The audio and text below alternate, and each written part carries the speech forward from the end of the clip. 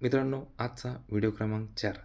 आज आपण पाहूया की आपल्याला मागील व्हिडिओमध्ये जे आपण मेन्शन केलं होतं की ज्यांना 10 वर्षामध्ये हे फक्त एस-आय-पी करून कोट्याधीश व्हायचं आहे, 1 करोडपती व्हायचं आहे.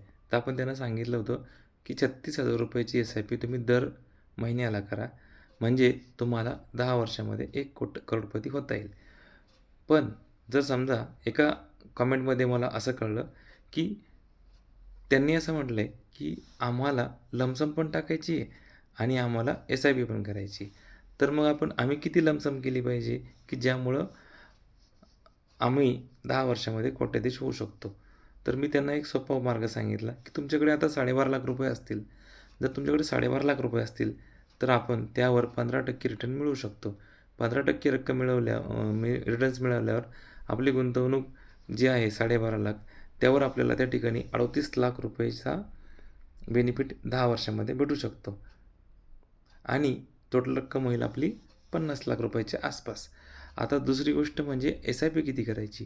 तर एस-आय-पी जी आहे, तर ती आपण जर ₹18,000 महिन्याला केली, तर 10 वर्षामध्ये आपली गुंतवणूक जवळपास होते 21.6 लाख म्हणजे 21,60,000 आणि त्यावर आपल्याला त्या बदलीत 28.50 ची आपली जी आहे ती रिटर्न मिळतील.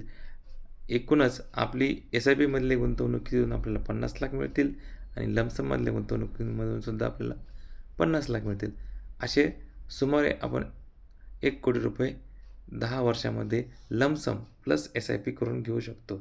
आता गुंतवणूक करताना आम्हाला असा प्रश्न विचारला जातो, की सर हे सांगा, की लमसम इन्व्हेस्टमेंट चांगली की एस-आय-पी चांगली? तर ह्या दोन्ही गोष्टी वेगवेगळ्या आहेत. परंतु आम्ही असं उत्तर असेल आमचं, की दोन्हीही चांगले. जर लमसम केली तर तुमचं पोर्टफोलिओला बूस्ट भेटतो आणि एस-आय-पी जर केली तर दर महिन्याच्या चढ-उताराचा आपल्याला फायदा होतो. एकूणच दोन्हीही बाबी चांगल्या आहेत. ज्यांच्याकडे जशी प्रकारे रक्कम इन्व्हेस्ट त्यांना करणं सोपं पडतं, त्याप्रमाणे आपण त्यांना इन्व्हेस्ट करायला सांगतो. सो अशा प्रकारे आपण आज तुमच्या ज्ञानामध्ये भर पडण्यासाठी हा व्हिडिओ क्रमांक 4 बनवला. Thank you.